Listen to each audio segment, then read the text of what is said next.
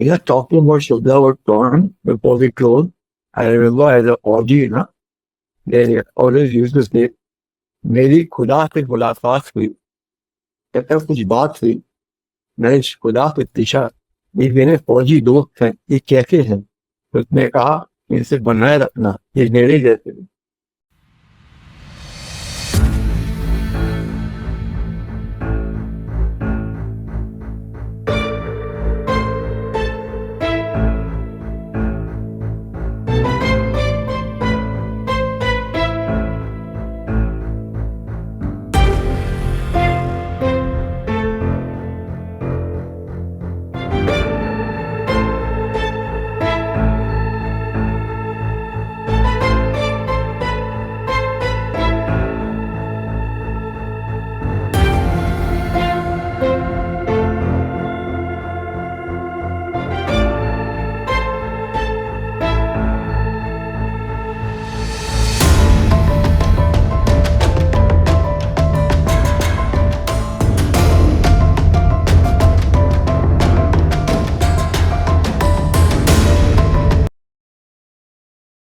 So, welcome everyone to Indian Foreign Policy Course Talks, in which today we are hosting none other than Lieutenant General Sanjay Kulkarni.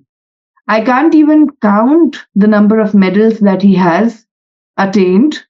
Param Vishisht Seva Medal, Ati Vishisht Seva Medal, Shaurya Chakra, Sena Medal, Vishisht Seva Medal.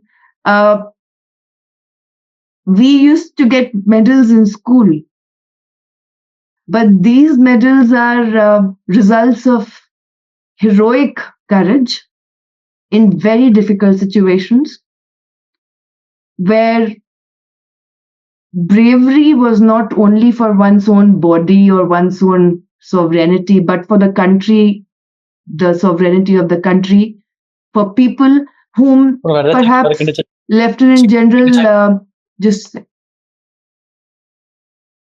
for whom many of the people Lieutenant General Sanjay Kulkarni will never even meet in his life.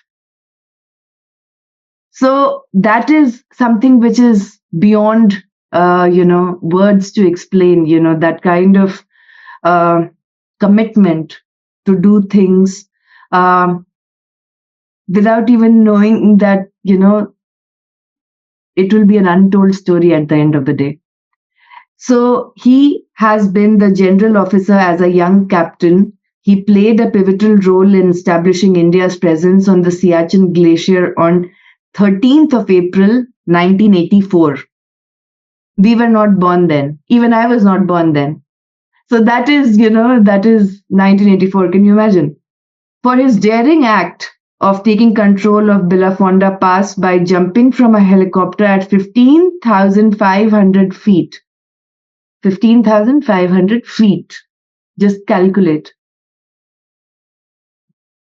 And preempting the Pakistani forces, he was decorated with the Shaurya Chakra. He has commanded a Rashtriya Rifles battalion in Doda and Kishtwar district of Jammu and Kashmir, and an infantry battalion in Tawang. He commanded his brigade and division in Arunachal Pradesh opposite the Chinese border. He retired as the Director General of Infantry in 2016 and was appointed by Shri Manohar Parrikar, the then Defence Minister, to the Sheikh Katkar Committee and also for the corporatization of the ordnance factories. This is a very, very, very brief bio of him. And I'm actually not doing justice by just explaining him in 2 minutes. What we are seeing right now is a legacy, is a history. And we are very thankful that he has empowered us with his very valuable presence today. So thank you so much, sir. And he was also during the Operation Sindoor time. He was also very active on many news platforms like NDTV and others. I used to take pictures and send it to him, where he was speaking and giving his opinion, which was very balanced, nuanced, from someone who knows things from the grassroots level. So, sir, the first question to you is,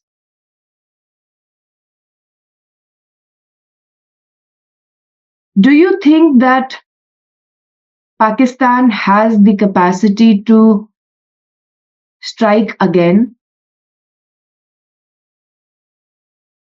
through its non-state actors or through the various terrorism outlets that it funds? Does it have the capacity to do that again in future, or has Operation Sindoor been a lesson for them? Oh, thank you very much, Shubda. At the very outset, uh, I don't think I deserve all that accolade and everything that you've been talking about, but definitely I'm proud of you all. I'm extremely proud of my young Indians for a very simple reason that I see so much of hope, so much of brightness, so much of what I could say sincerity, dedication towards the nation that I feel so happy at this age and stage of my life that we have over the years worked, whether we did really work hard or not is for others to decide. But when you find a nation for which you have stood for all these years and 40 years in the army, you take pride that yes, the nation has arrived. Our people are great. Our people deserve it. And therefore, all that we work for is paying. The leadership is strong. The people are strong. The people are craving for intelligence. People are craving to work hard. People are wanting to show that they have tremendous capacity, capabilities, and that they are second to none in the world. The world is right against India. None of the Western countries want India to develop and grow. You have hostile neighbors who don't want you to grow. And despite all this, they have reached this level is something very, very commendable. And we owe it to you all. And Shubda, I've always said, you are a bright star. Just carry on and take everybody along. Because in this journey, it is, what's a team? It's together, everybody achieves more. It's a teamwork. It's no individual can achieve anything in life other than the team. And that teamwork for which you have to form a habit. And what's a habit? If you remove H, a bit still remains. You remove A, bit still remains. You remove B, it still remains. So you form good habits, you form that desire to work, it will never go. The team, the positiveness that we all love to move around with, I think that shows. I've seen it from the days when we were born and what we were to what we are. It's a huge process, a journey, and all by ourselves. It's not that people have always tried to pull India down as much as they could, but nothing has stopped us because we're an old civilization. There's so much of values, love and respect for each other, love for this country, and that is why we are here, we are today. And the very first question that you asked is that after Operation Sindoor, would Pakistan be able to come back again, or is it the last of it? Well, let me tell you. First and foremost, what is Pakistan? That's what is we must first understand. Why does Pakistan do what it does? So can it do differently, or should it do differently? Is it capable of doing it differently, or has it decided not to do it differently and be what it is? Pakistan is a creation of 15th of August 1947, a sibling of ours which decided not to be with us and separate from us for reasons or only one, that was religion. And on religious grounds, they found that Pakistan separated from India, and well, the Britishers at that time, much to their liking, divide and rule, they created the state of Pakistan. Now, having created the state of Pakistan, you found that they required some identity to survive it. And that is where things started going wrong. Instead of being seen as well part of a big country, India, and separated from India, they could have well been an excellent competition in good ways, more than one, and carried on moving along, taking advantage of everything. Probably they would have been benefited. But the foundation of Pakistan from day one has been hate India, hate India. And when even Zulfikar said, we are going to eat grass, but we will fight with India for 1,000 years. Then Yeah. comes the policy of Ziaul Haq. We will bleed India with 1,000 cuts.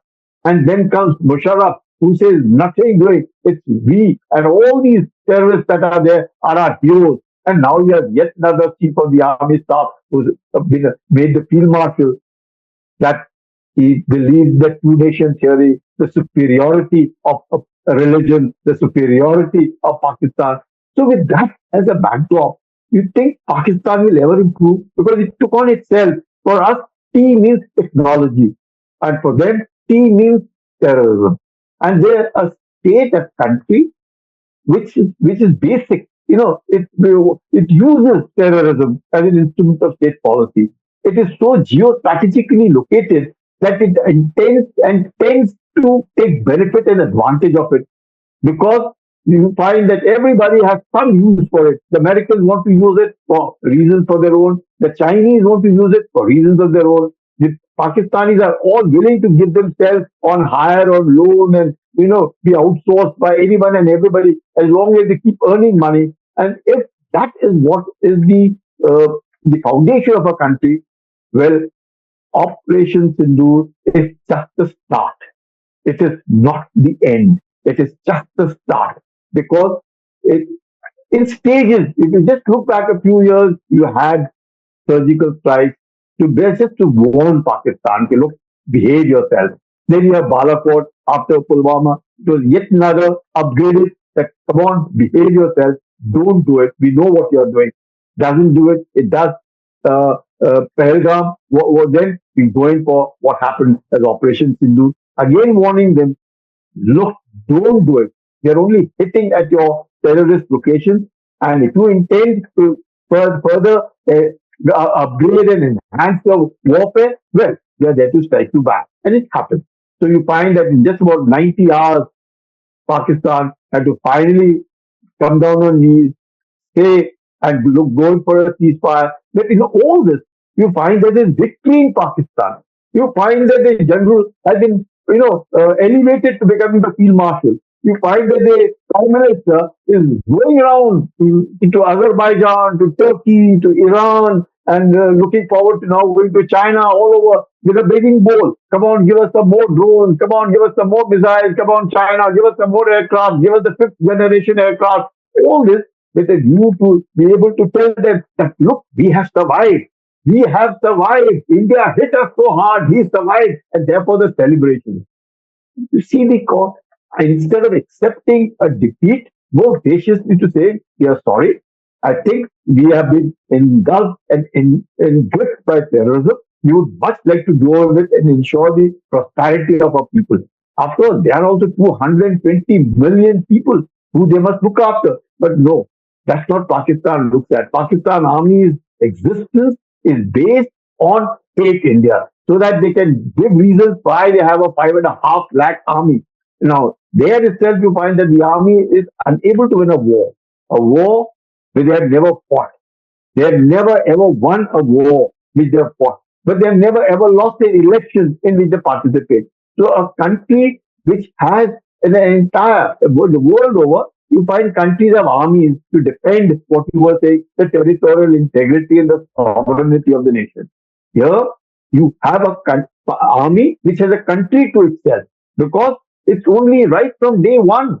Either it is the Pakistan army, which is in direct control, the first field marshal Ayub Khan, and now you have yet another field marshal who is looking to take over the country, maybe directly or through remote control. So it's always with the army, whether direct or indirect. So that's the way the Pakistan army is all about. That is the way they have their own huge business set up, and they have a turnover of over $30 billion a year. Can you imagine an army which involves itself in business activities from onions to cement to malls and what have you, everything and anything, earn money, $30 billion, and then the government of Pakistan also, the politicians appropriate about $10 billion to their normal. Plus, they keep going around begging more and more money. 24 bailout from IMF. What is that money going in? There's nothing seems to be being seen on ground. All the lovely, beautiful mosques that are there in Pakistan, all of them financed by Saudi Arabia and all over the countryside. All they have education, or there is a madrasa. In education, they have nothing but just hate India. I studied there for 2 years and I know what exactly Pakistan is all about. And nothing. They will tell you it's one, two, three. You'll have in our own textbooks, you'll have one for one apple, and you'll have two for maybe two bats or two children, and three. They'll have nothing. They'll have an AK-47. One AK-47, two AK-47, three AK-47, four AK-47, five AK-47. That's the way education is all about. They will tell you have five bullets, you have killed two people with two bullets. How many more bullets are left with you to kill how many more people? If that is the education, if that is what Pakistan is all about, you will end up having a state which will have nothing to show than terror. And that is what it is surviving and thriving on. And therefore, Operation Sindoor, if you think we have put an end to it, no. It is just the start. If Pakistan, you have to take Pakistan the Pakistan way. There is no other way. Pakistan misbehaves, you give it back to them. That is the only way. Because we've realized, so you see the Indus Water Treaty, for instance. What is this Indus Water Treaty? 1960, we go for magnanimity. We give them 60 million pounds to construct canals so that they can also be prospering along with us. And believe you me, Pakistan was doing better on economically than India till 1965. Till 1965, you will see all of it. Pakistan on economic index was better, performing better than India. And thereafter, the date has fallen because it has got trapped into terror. All terror, nothing but terror. And you have a treaty where in a magnanimity, you give 80% of the water which is passing through the upper riparian state, that is India, to Pakistan to allow those barren lands and deserts of Pakistan to have greenery. Nothing else. But now you obviously tell, now therefore the government of India takes to stand that we cannot have water and the blood flowing together. What do they say? No, no, we will have water, we will ensure that the blood will flow, but we will take our water. Let us see what they do. They can't do anything. So all these talks, but it is very unfortunate, Shubha, very unfortunate, despite the world knowing what Pakistan is all about. We've been telling the world what Pakistan is all about. Everybody knows what Pakistan is all about. Till you find on the day, the 10th of May, $1.2 billion IMF loan from America goes to whom? To Pakistan. And what does Pakistan do on the very first day? Give 14 crores to the family of Masood Azhar. Those 14 people of his family who died, a crore each. Promise that all of the destruction that has taken place on this terrorist hideout will be reconstructed. So you have the Subhanallah and everything that is to be reconstructed for these terrorists to go. If that is the attitude, what do we expect? And therefore, in that context, we have to definitely be very vigilant. We have to be really tightening our belts. It is not easy. Most people do say, but if that was so, then why did we launch? If Operation Sindoor was launched with a view to eliminate the terror, then why we stop? It isn't that. It is so messaging. We have only messaged them for terrorism, not for war.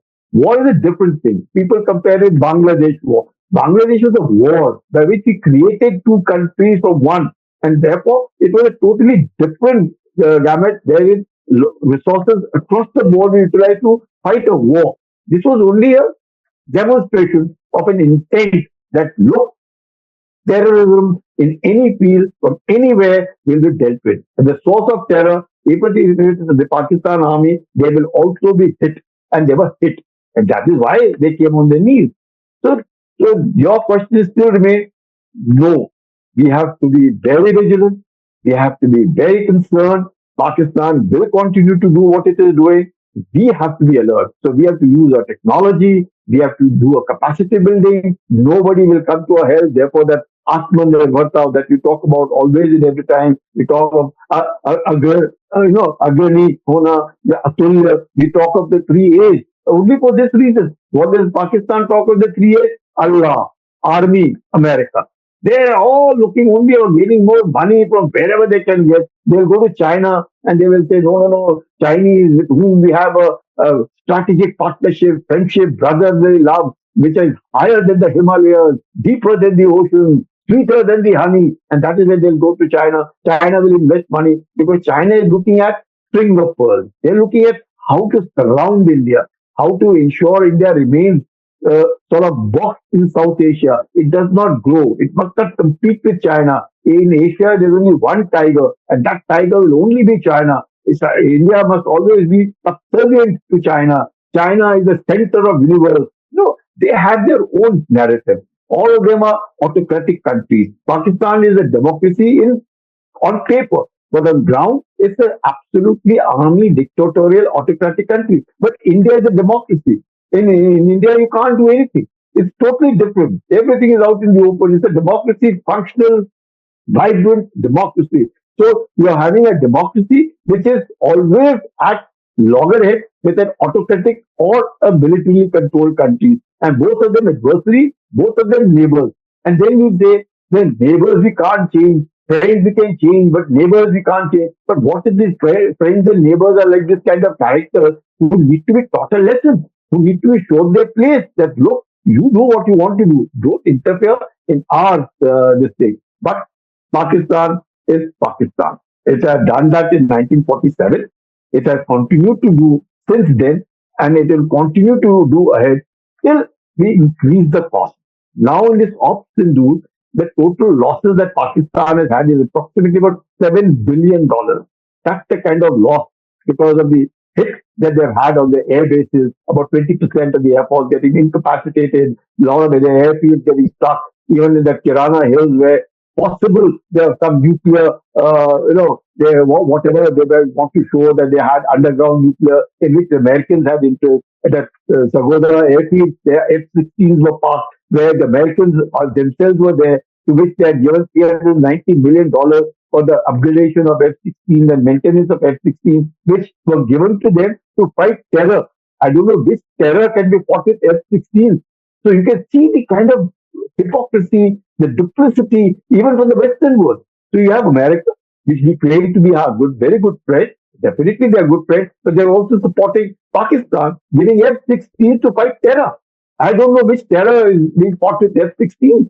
So that's the way it is, and they know it, but they will not say it. So you have this kind of an environment, which is a vicious environment, an environment India is surrounded with is definitely not a conducive environment. And despite that, we are the fourth largest economy today. We will soon, in the next about 2 to 3 years, become the third largest economy. We can definitely not take pride in the per capita income that we have. We really need to grow. If we have to show ourselves as at least a country which is reasonably prosperous and reasonably doing well, hopefully by 2047, at least if the per capita income is not less than between $10,000 and $15,000, then only we can say, yes, we have arrived. For which we all, and I'm glad girls like you are working hard, extremely everybody around working hard, wanting India to improve so that India's growing is our improvement. I've seen what we were. I've also stood in queues for rations. I also know what it means getting wheat from America as part of PL 480 to India. I know what it means being blackout. I know what it means being going in buses and trains and traveling third class and traveling all kinds of things. And today we arrived. We have all arrived. So it's a beautiful world. It's a beautiful country with lovely people. You can't. Fortunately, you've been all over now. We've been all over the world. And I've seen it for myself. That there's none better than our people. Our people are so good. Whatever people might say, aise hai, waise hai.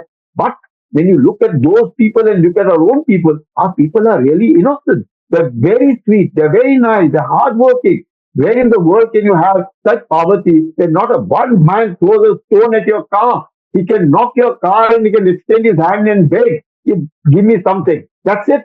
You have in the Western world, you don't give it, it is your life or your car or your wallet. That's the way it is. So here, look at in India, the poor thing, whatever it may be, knock at your car and hold your hand. If you say just go away, they will go away without doing anything. Where can you find such greatness? This greatness is there in our country because it's an old country. It's an old civilizational country. He believes that he's poor not because he feels this is karma. Probably in his earlier birth he did not do well, but he was not a good person and therefore he's poor. Look at the way he thinks. Unlike the other entire world thinks, go damn well, you give it to me, I deserve it. I'm not getting it, I'll take you. Or I'll take your wallet. You better pass on your wallet. Otherwise, I'll kill you. Nothing like that in India. Achai, beautiful country, lovely country. I find people beg, but they don't take your life. So nice. I hope it remains like this, but people should stop begging in India. We will see that we take care of them. So that nobody will beg in India, for which again, government has taken initiative. 80 crore people being given free food, 80 crore people being given all kinds of social security assistance, medical, whatever, whichever little way we are doing, we are doing. It's a great country of ours. I think we must look after this country, and I'm grateful to the young generation like you, which is so bright and which will continue to work and be ready. Ops Sindoor is just the start. We will be looking for better times if we can counter them and counter them by increasing the cost, making them impossible to do it or making it extremely difficult. Therein we have said Ops Sindoor is not over. It is paused. If you Yeah. misbehave, you will get it back. Yeah. Sure. So my next question is something which is very disturbing that I came across, and I don't want to name any outlet, but I just want to tell you a narrative that is also going around. When Pahalgam attack took place, um, there are many student organizations from different um, religions that did condemn the attack, but did not mention TRF, Lashkar-e-Toiba, or Jaish-e-Mohammed, did not mention Pakistan. They played the communal card. There has been questions on how they are funded and how they carry on such propaganda because they clearly stated that there is an intelligence and safety failure, even though they might not have been in Pahalgam, but somehow they knew that there was an intelligence failure. Now, these things make me very angry at a personal level because these organizations have very wide reach at the lower socio-economic levels of our country. They do not have women participation at all. They create propaganda of victimhood and minority. And even during such difficult times, they have not condemned Pakistan, they have not condemned Turkey, they have not condemned Azerbaijan, anyone who is neutral and saw that it is a terrorist attack will call spade a spade. So my problem is that these kinds of organizations that continue to function, they really divide our country. They question the government. They take away the trust in the government and their ministers. They belittle them. They play the Hindutva card. And therefore, in even such difficult and intense moments where the entire country should come together, they use it, capitalize it for their own narratives. See, what happens, Shubha, there's a reason for all of it. As I said, we go back to 1947 and we use the word sibling. When you word sibling means a family in which a certain part of the family is separated and they hold hatred against each other because whatever the reason it may be, maybe landed property, maybe wealth, and basically starts off with property and wealth. Now, there is no reason. Now, in this, we have a religion. So, we have siblings, we have stayed together, but we have separated not just for the landed property or the wealth, but on religious ground. And that religious ground doesn't allow a part of it to think otherwise. And again, there's a reason also. Islam as a religion has always claimed brotherhood. And that brotherhood can go to a large extent without realizing and virtually blinding you from seeing that it might be causing harm to you in the long run. An average follower of Islam is not a fanatic, is not a radical, but because he is not or she is not opening their mouth against something which is going wrong, you find that they are being seen as up with them or standing by them and not taking a stand.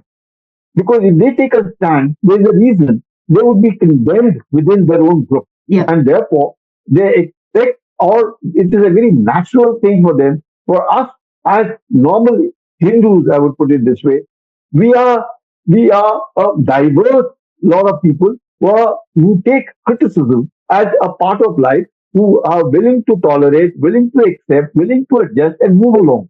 Because some of us are Krishna Bhakt, some of them are Ram Bhakt, some of them are Ganesh Bhakt, some of them are Kalika Bhakt, some of them are Durga Bhakt, some of them are so many different gods and goddesses that we have, that we all still seem to, be able to understand each other and still follow.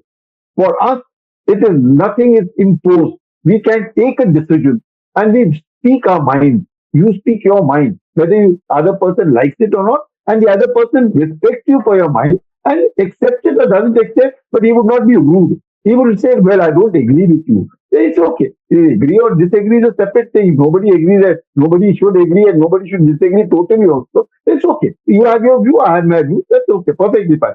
But in there, it is extremely difficult. It is, you cannot express a view which is totally different, because then it will be seen as you're standing against them. There is no acceptance for against. It is, you have to be a part of that group and believe in that group.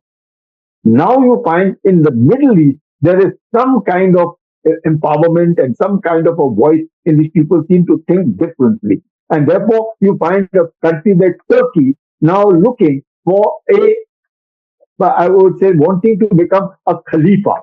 That Khalifa has again coming back to Turkey because they feel for the Ottoman Empire, they've lost all the leadership to Saudi Arabia. And now they must claim. And therefore, the erstwhile Persian Empire, Iran now, is also claiming leadership. So you have Iran claiming leadership, you have Turkey claiming leadership, you have Saudi Arabia, where Makkah, Medina are there. So they are the leaders today and leading the entire Muslim community. So there is leadership issues, leadership, I would say, rivalry amongst each other.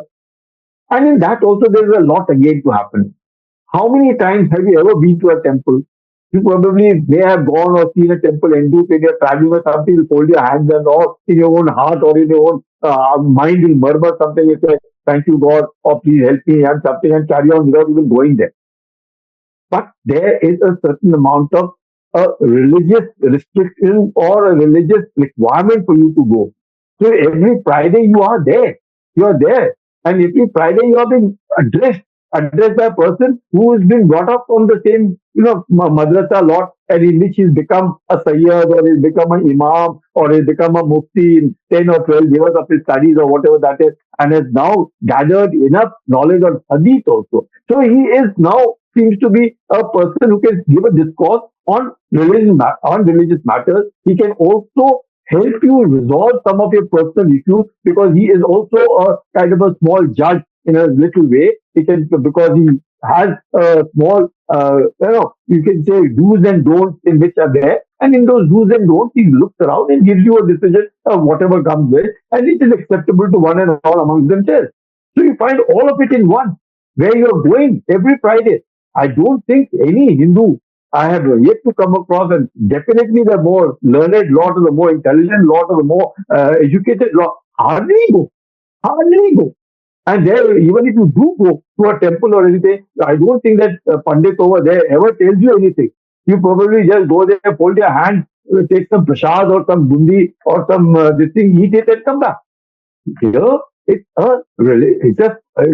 even there you go, you read your namaz. There's a person who knows the stand, who will advise you, give you, or tell you good, bad, whatever that is.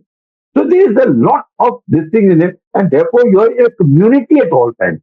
And in that community, you cannot take a stand, you cannot open your mouth, which is against a stand which has been taken within that community. So they have their own restrictions, and we have to understand their restrictions, what it is. But yes, if any religion for that matter, I would say, where all religions, the reforms have to come from within. The reforms have to be come from the people. If the people have to be able to say, if there are certain, you could say, the writings which don't seem to appeal or have outlived the utility for whatever the reason it may be, there could well be a change, or the interpretation could be for betterment of all of us in this way. But the fundamentalism, the radicalization, the strictness in following or misinterpreting what has been written is somewhere, I think, there is, I would say, which neither you nor me can ever be able to do it. It is they themselves. So it is, they have to accept reform, going for reform, look for betterment, and that will come through. I think the way the women are empowered, you see the women in Pakistan are not the kind of women that you see across the world. They're Yeah. very empowered women in Pakistan. Very, Yes. very empowered women. Yes. Who speak well, who dress up well, who can stand up to you, who can Yes. argue it out with you. Very good. That's the Yes. way it is. Because there are siblings. There is no, but then it takes time. It will take time. It's not a very, very old religion. It is just about from 732 till about 2025. So it's just about 1500 odd years that everything is happening. Ours is over 5,000-year-old civilization. So we have over the years refined, we have over the years adopted, accepted, tolerated. We respect each other's opinions. We go along with everybody. We may differ, but we will still be together. Or we may break away thinking, this person doesn't think the way I think. It's okay, perfectly fine. But we don't hold it against a person. We always accept his point of view, but we don't hold it against him, because every, I would say, has two sides. You'll have two sides of anything, and good and bad. And in each good, there'll be some bad. In every bad, there'll be some good. So you have to accept it, move along, and then that's the way we Indians are brought up about. But moment Pakistan, when it was created, not as a secular country or as a secular country as we seem to claim, which turns it an Islamic republic, then it's a problematic. So that Islamic republic itself is adequate to tell you the direction. And that direction is very clear where it is heading for. And therefore, it's very difficult. I think it's extremely difficult for anybody to even expect that they would condemn to what Pakistan has been doing. Even though in the heart of heart, they all know. You meet these people who are studying in Dubai or working in Dubai or working in Canada or America, and they interact with you, they will say so. That we are sorry, there's a tremendous amount of radicalization in our society, but there is nothing we can do about it. There's nothing they can do. So that's the reason why. But I think we are blessed that we all think well, we think positively, we try and take people along with us. And in that bargain, you find that is why we have made a mark in technology. You find in America, in every field, every sphere, whether it's economics or whether it is military or it is technical, you will find Indians everywhere. Why are they? Because you don't find any restrictions. You can have Indira, where in America is the top thing. So you find whether they're entrepreneurs, they're billionaires, there are all kinds of people in whether in technical field or in innovative field or in startups or anything and everywhere. There women are there, men are there, all competing with each other with equal respect for one another. So there's a lot that we need to do, with a lot that Pakistan needs to learn. And now we find Bangladesh such a good country it was, it has also gone the radical way, totally fundamental way. So you find that somewhere or the other, I think this religious lobby of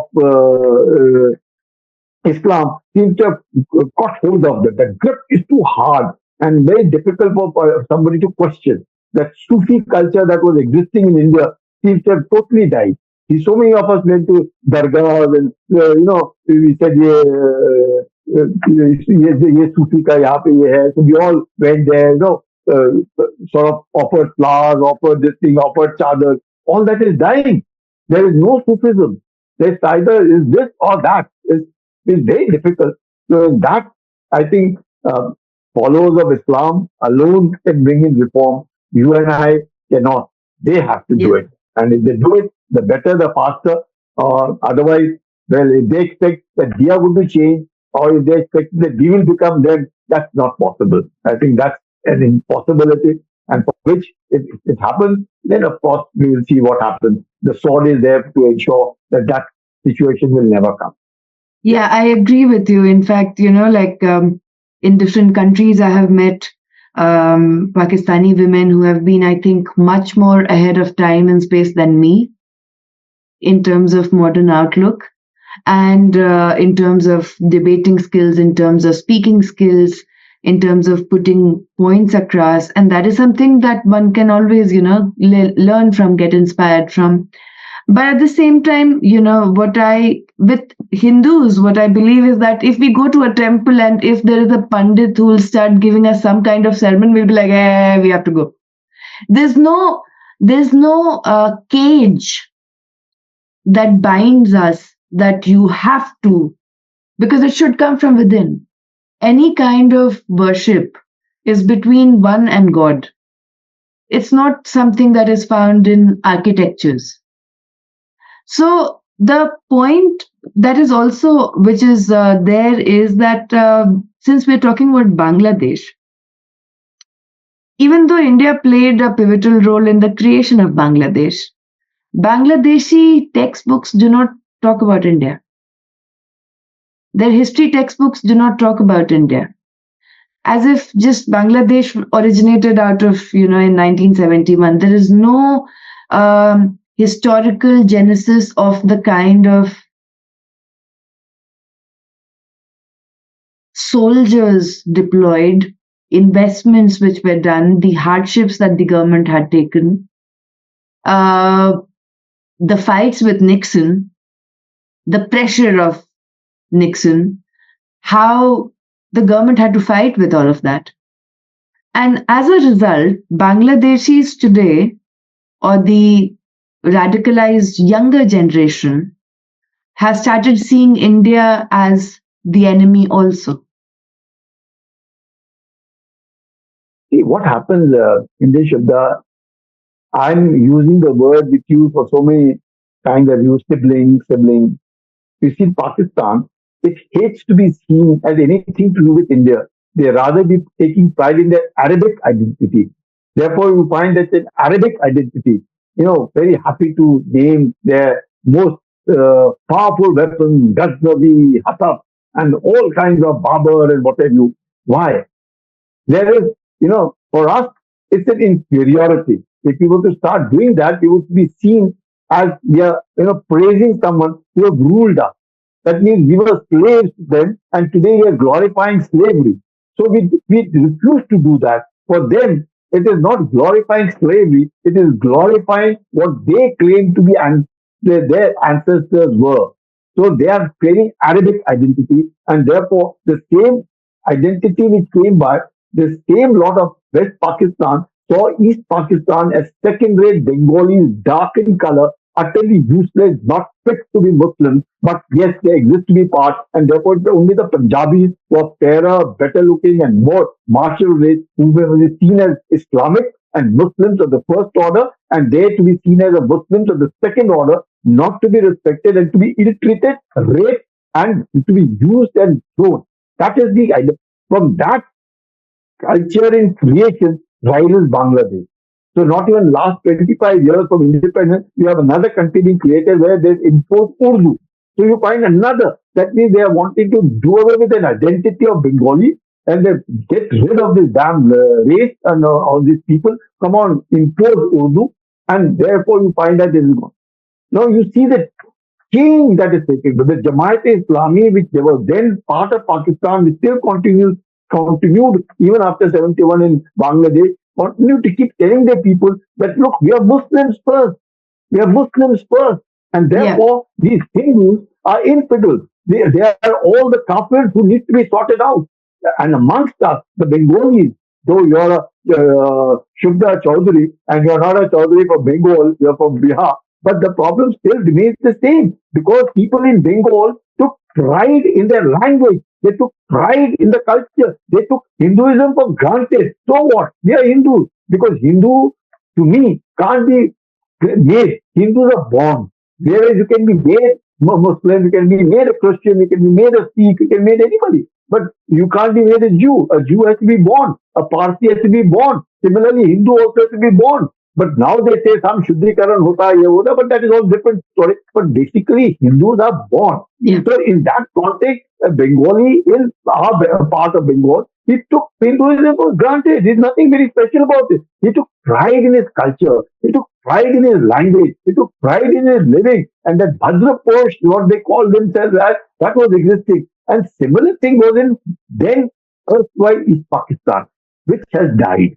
For there, now it is the religion which has come first, the language for which it was created, because it hated the imposition of Urdu, seems to have gone back. It is no more. The driving force is not Bengali language. The driving force is Islam in Bangladesh. So it much that it may have turned secular by Awami League, again the BNA when it comes up, it will again become Islamic Republic of Bangladesh. So you find Muhammad Yunus and all these erstwhile so-called Nobel Prize winners are not as noble as they seem to be. So they have a hidden agenda. And that hidden agenda, or whatever the agenda is, because the people of that country don't want to be seen. The Bengali is not what is tying them. It's Islam which is tying them. Yeah. And here in our district is the language which is tying them. It doesn't bother to him whether it is a Bengali Muslim or a Bengali Hindu. So there is a contradiction. And that contradiction, which if we understand faster, the better. Bengalis over there, I must give credit. I am not saying the least, the 1971 war, there was a tremendous amount of support that came from the Mukti Bahini. The Mukti Bahinis of 1971 war were a great eyes and ears who guided us, navigated us, told us what is where. They participated with us. They had weapons which were given by us who fought the Pakistan army. Obviously, lakhs of women were raped. Lakhs of them were raped by the Pakistan army. But then, if today, despite all the atrocities committed by Pakistan on then East Pakistan and creates Bangladesh, if Bangladesh today seems to find nothing wrong with it because of the Islamic closeness or Islamic identity which brings them closer to Pakistan, so be it. There's nothing that you and I can do about it. We have done our best to do for that country. We have had best relations with the political parties there, be it the Bangladesh Nationalist Party, or we had the Awami League or anyone over there. We had the best. We've given our lives for them. Lost much more than anything else. But if Bangladeshis themselves don't want to be, I'm not saying they ought to feel grateful. The least they can do is to be a good neighbor. But if they don't want to be a good neighbor, so be it. I would look at it this way.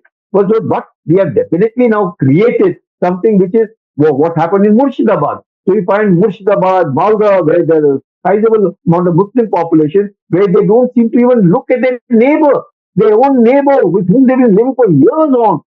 They turn enemies just because he happens to be of a different religion. Now, if that be so, then obviously we have to take positive action in hand and ensure that none of our people are put into danger. And therefore, the safety, security of our people is our responsibility, because it is our country, they are our people. And irrespective of whatever it is for Bangladesh to take a call which way they wish to look at it. But again, they do Awami League empower their women.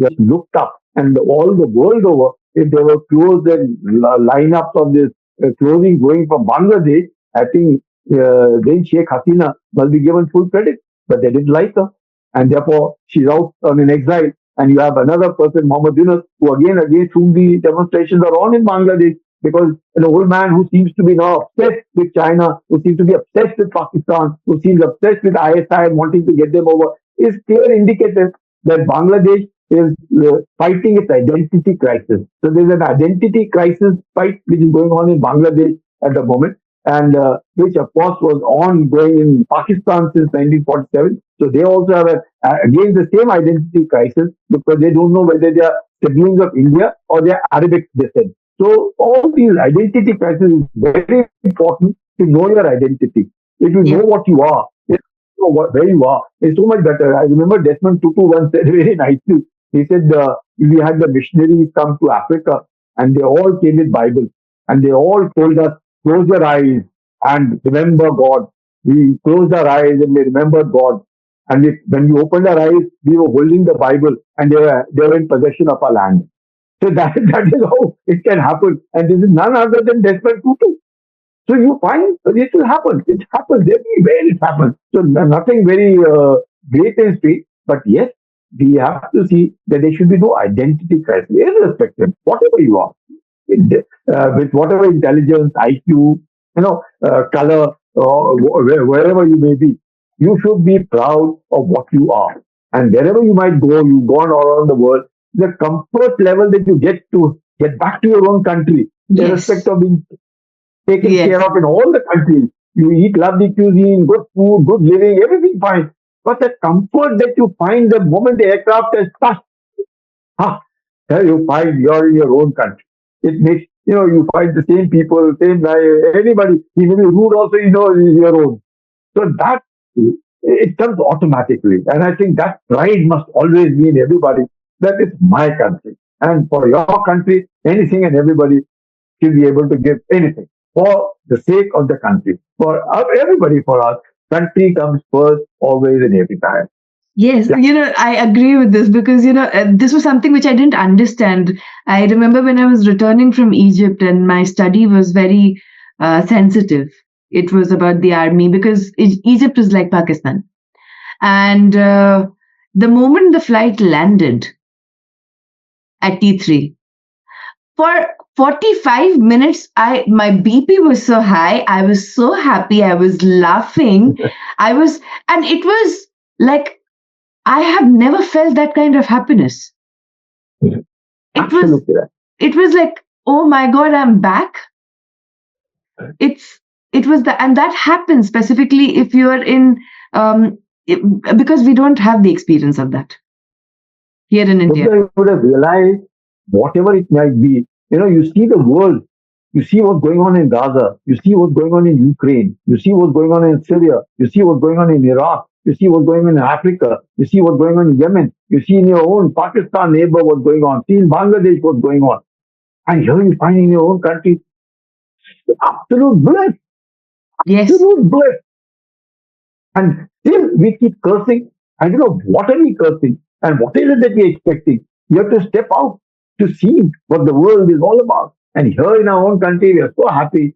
And despite having gone through 90 days of drones and missiles, the amount of weaponry that has been used and fired, we all are sitting quietly. There's nothing but each one of us shouting, or karo, or maro, because he's not there. And therefore, from behind, he can say what he wants to say. But the petrol has still remained at the same price. You find inflation has gone down. Everything has happened the same way. Nobody is put to discomfort. Yes, people who have lived along the LOC have been, some deaths have taken place. There are women and children. There are certain tremendous amount of damages of their houses have happened. But that's it. Their, I would say, sacrifices have ensured the unity of the nation. And that's a huge, big thing. And the country will ensure they will get back back their homes and everything will be back to normal. So this is something that we ought to be taking pride in our country and criticize. Yes, you must have a different opinion, but not oppose for the sake of opposing it. Just because मैंने आम कहा तो आपने इमली नहीं कहना है. अगर मैंने आपने कुछ कहा उसको मतलब we can give options. We can always say, like, this could have been done better this way. I think it could have been, because I am saying, because I don't have the complete information. You have the complete information. You can tell me, look, I thought like you only, but then these are the information which you are not privy to. That is why the decision taken was this. That's it. Rather than questioning the government, questioning the people, saying that you are a useless lot, this, that, not doubting, trusting, faith. No, it's not possible. We are one and we must stay together. And we are a power to reckon with, and with a lot of good positive, I think, amongst ourselves. And we should take pride in what we have and contribute to whatever best we can, uplift people, help people, empower people, and see that our nation remains united. That's the most important thing. Our nation must stay united, because in that unity, all of us will prosper. वो शक्ति में शांति है, और उस शक्ति में शांति है, उस शांति में ही प्रगति है, और उस प्रगति से ही अपनी ज्योत जलेगी.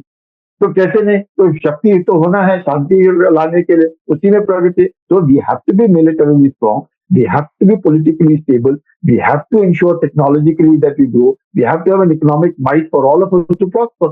It is all interconnected, each one of it is interconnected. It's a chain in which every link is to be equally powerful and equally strong. तो इसमें कोई कमजोर कड़ी नहीं हो सकती, सारी कड़ियां मजबूत होनी पड़ेंगी, तभी हम लोग सब मिल करके आगे चलेंगे। I agree with you, sir, because even during the very intense moments on Twitter, on X, and other places, there were memes being shared. One was being critical of any, they could be critical of any politician. They could share memes. One cannot do this in many of the military dictatorships. The freedom of speech, even the freedom to criticize, one will vanish. Even on a cartoon. Even on a meme.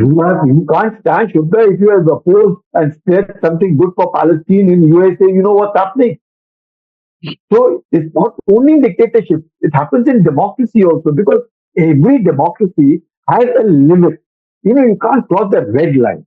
Yeah. I would look at it this way. You can't cross the red line. You have the freedom of speech, but you don't have an unlimited freedom of criticism for no rhyme or reason. You have the freedom of speech. And that freedom of speech is not to hurt somebody, but to express your opinion in a more polite way. Like you use the word, calling spade a spade. You don't call spade a spade, call it a digging instrument. But be able to convey your point of view in a manner which is very, very, acceptable, rather than, having two radical point of views and then fighting it out. That's not the way anybody, even in life also, it is not possible. We have to be accommodative. We have to be tolerant, we have to accept, but we must oppose. Oppose, yes, by giving options, not for the sake of opposition, just because the word is oppose, and oppose means oppose. ऐसे नहीं होता है. Oppose, but with options. Give an option. Well, if you think that, I think I've ensured that the salary rise is only 50 rupees per month this year, and जैसे क्या 50 रुपए में एक cup चाय नहीं मिलता है, you should have at least done it 500. That's okay. That's your point of view. But I should be able to tell you why I made it 50 and not 500. And because these are the reasons why I couldn't give it that much, that I thought of giving you 500, but I have made 50 because there's so many people to give to that I could not have given it. And therefore I had to keep it at 50. But we respect your view of 500. Sooner or later, we will touch 500. So it's, both ways it is understood, but not hiding any facts and figures, just stating it clearly in front of you. This is what it is. You tell me what would you have done. He might say, well, I would have given 60 rupees. So he's come down from 500 to 60, you get 50. So it's okay. Now you know that it could have been much different than what you and I were to do. That's fine. Perfect. Yeah, no, I agree. And sir, my last question to you is that mostly someone of your legacy who has seen so many deaths, so many wars, so much of blood, turbulence, loss. I just want to know that how do you maintain this frame of thought of being so hopeful? Come from your troops. Our troops are fantastic, unbelievable. You will be surprised that we may have climbed 18,000 feet, 20,000 feet, most of us grasping for breath, because we always say, don't be a Gama in the land of Lama, because at those heights it's not easy. It's difficult to breathe, it's difficult to walk, it's difficult to talk, it's difficult to, even getting energy. There you find your men from somewhere or the other. One man will quickly make a cup of tea and give it to you. Are you tell him, partner, tu kahan se chai bana ke laye? Are saab chinta. You find a smile on his face. You see that energy in him. He will, pump you up to such a level that you'll think, my God, I better wake up. I'm the leader, but I must wake up. Because look at this boy. So you find that our people, by nature, are not only physically fit, they're mentally robust. And tremendous sense of humor. Tremendous sense of humor, irrespective of the hardship that you may have. The chap will come up with some joke or something like that, or make one and laugh it out. And small things give them a lot of pleasure, a lot of joy. Religion doesn't come in our way. Nothing comes in our way. No region, nothing absolutely, no language. It's only one language, that it is the army.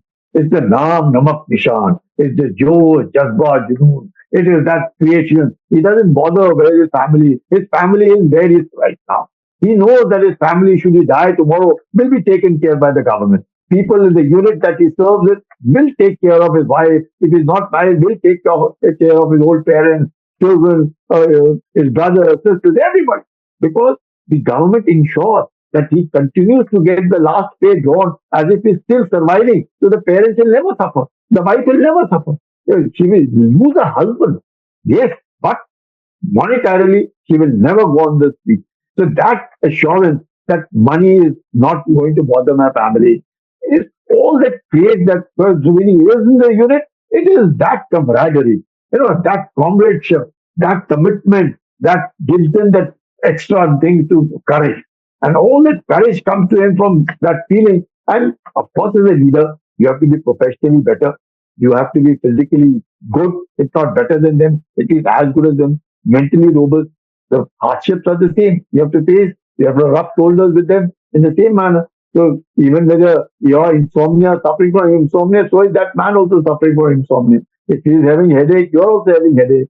Stomach ache, he's also having stomach ache, you're also having, you can't eat, he can't eat. So you have to be able to be his support system, and you're his support system, he's your support system. So we have got a buddies. All of them are buddies to one another, and all of them move together. They all are enjoying, and at the end of the day, they're all one. So that is where hope, and irrespective, it may be breeze blowing at 120 kilometers an hour, snowing heavily, can't see anything, can't see beyond your hand, and it's so bad visibility, but doesn't matter. As long as you are there after, ये वक्त भी गुजर जाएगा और अच्छा वक्त भी आएगा, it comes, you suddenly find after 3-4 days, sun back again, everything all helter skelter, everything gone, but you are still all together. It's all okay. Part of life. And that is what makes you a better person also. You realize that at that point of time, your family are those boys and girls who are with you. Now, girls have also joined. So they just might be a woman officer or a woman, Agni Veer with you over there. So it's perfectly fine. You find that it's all camaraderie. That gives you that extra thing which is otherwise missing. That morale is high. That morale is high because men around ensure that it always remains high. If it isn't, then you as a leader have to ensure that you keep it high, and so that you take them along and make them feel doesn't matter. ये दिन भी cut जाएगा, कोई बात नहीं है. रात गई, बात गई, खत्म हो गया, नया दिन शुरू हुआ. And carry on. That talk, the feeling of Josh, and be able to tell him that look, we will ensure. I think that has seen us through. It has at least seen me through over 40 years in the army. No problem whatsoever. It has made no difference because I give all the credit to my troops. The troops are excellent, unbelievable, unbelievable. You have to be with them to know कि ये कहाँ से पैदा हुए, ये किसके बच्चे हैं, ये आपको लगेगा. I'll narrate a small incident before we close this thing. After the Siachen thing, we had the investiture ceremony. So there was a boy, like I got a Shaurya Chakra, and the boy who was with me got a Kirti Chakra. A Kirti Chakra is a little higher award than Shaurya Chakra. And it was posthumous, so he was not there. And his wife was there. His wife was just a young girl, maybe 18-year-old girl, with her father-in-law and her father. Both of them were GSOs in the Indian Army. And they were there, and this girl was there. Dressed up in her sari, she probably didn't even know what had hit her and what it is and what was going around. And we were in the Rashtrapati Bhavan for the investiture ceremony. And she had a small baby, about 8-month-old baby with her. So obviously, at that age, what will you talk to that little girl? Even though I was also young only, and I maybe even 26, 27. So I asked the father-in-law, because same regiment, for the Kumar regiment. So I said, how old is the baby? And then pleasant talk, and it was all over. Almost about 17 years later, I get a call from Ramesh, who had got the Kirti Chakra, posthumously, no more, from Pokemon. I get a call from his brother. He says, Ram Ram Saab. I said, Ram Ram, kaun bol rahe hain? तो इसे मैं रमेश का भाई, अरे रमेश जिसको किसी चक्कर मतलब कहाँ था ऐसे कैसे याद किया, कहाँ पर हो आप? इसे मैं बैंक में अफसर हूँ। और मैं कहा, ऐसे वेरी गुड, सब ठीक है। उसका परिवार कैसा है, उसकी बीवी कैसी है? बोले साहब बीवी ऐसे है, दूसरी शादी की या कैसे है? नहीं नहीं साहब, शादी नहीं की, वो उस छोटे बच्चे को संभाला उसने। बहुत अच्छा। मैं कहा क्या करता है? हाँ साहब उसी के लिए मैंने फोन किया है। मैंने तो उसके लिए फोन किया, क्या हो गया? कैसे साहब वो लड़का जो है बड़ा हो गया है। हाँ ऐसे, हाँ 17 साल तो हो गए तब साहब वो फौज में आना चाहता है? फौज में आना चाहता है, किसमें जाएगा? तब वो कोर कुमाऊं में आना चाहता है और उसी कंपनी में जाना चाहता है जिसमें उसके पिताजी थे। ऐसे उसकी माताजी ने क्या बोला है? उसकी माताजी भी कहती है कि मेरा लड़का फौज में जाएगा। Can you imagine a person who died with me? I saw him die in front of me. I saw this little boy who was 8 months old. 17 years later, I get a call from the family that that boy has now has grown big and he wants to join his father's regiment, father's battalion, father's company. And he served for 20 years and he retired recently. Look at that kind of dedication. Look at that, see the commitment. Look at the kind of camaraderie. Look at that feeling of love. Neither the mother is saying anything to the son that don't join. The son also has never seen the father because he is only 8 months old when his father died. He hasn't seen. He has no memory of what his father looks like. But there it is. So this kind of love for the nation, this commitment is not Naukri. Naukri is that boy would have got anywhere. There's nothing very great about it. Even if he hadn't, the money that was flowing in from the government to his house would have been enough to take care. No problem. But look at that love. Look at that dedication. Look at that commitment. Look at that desire. Having studied for so long, that lady doesn't marry anybody, brings up this little boy, and that boy wants to join the father's battalion. Look at what must be happening to the mother. Yeah, would she lose this baby also? The only child she has? Nothing. She is also willing, okay, Joe, if you want to go. And he retires and he goes back. Now he takes care of his mother. He is also married. He has also children. That is life. All that we've seen. And I find that is the greatness of a nation. Where do we find such men? Where will you find such dedication? We are blessed to be leading such people. That is what I try to consider my takeaway from my 40 years of services. These are the kind of people you serve. These are the kind of people who the nation can be proud of. They need not worry. Yes, the nation need not worry. The nation needs to take care of them. The nation needs to just, no, I'm not saying giving anything. The government gives everything. Just be good to them. That's all. Nothing else. Just be good to them wherever they are. Yeah, Yes. that's it. And Yeah. thank you very much indeed. Thank you so much, sir. It was very emotional. And I remember that when my own uncle was going, and I was like a kid, and when I remember that everyone in our house was very serious and about to cry and still holding the tears and everything when my uncle was going for Kargil. And I had no idea. Like, I was like, what is happening? Why is everyone so, acting like this? What is Yeah. happening? They're doing tilak, and what is this uncle is going doing? What? So, but Yeah. everyone was so scared at that point of time, and that was my first uh, introduction to service.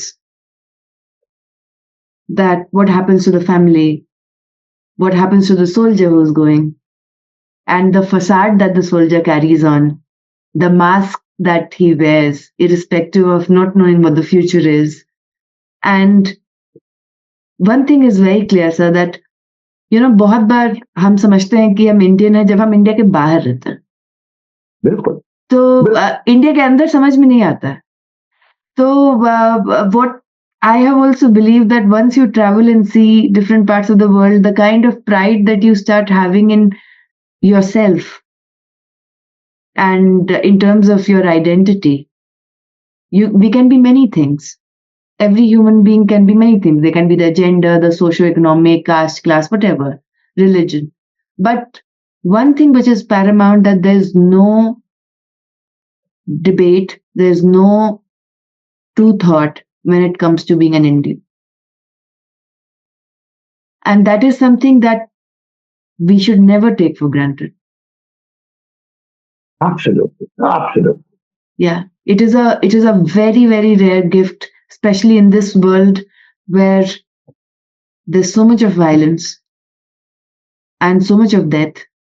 There is at least some kind of, it's not that we don't fight, we fight, but there is this security and a feeling of being safe, a feeling of not being alienated, even if you're alone.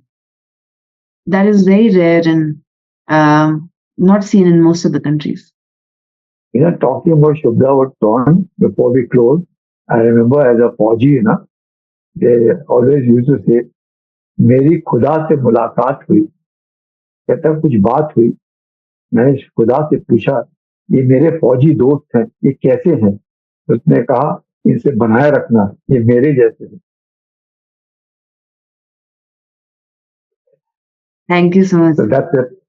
Thank you. So nice of you. All the best and keep smiling and keep going. God bless you. Jai Hind. Thank you, everyone. Bye. Bye.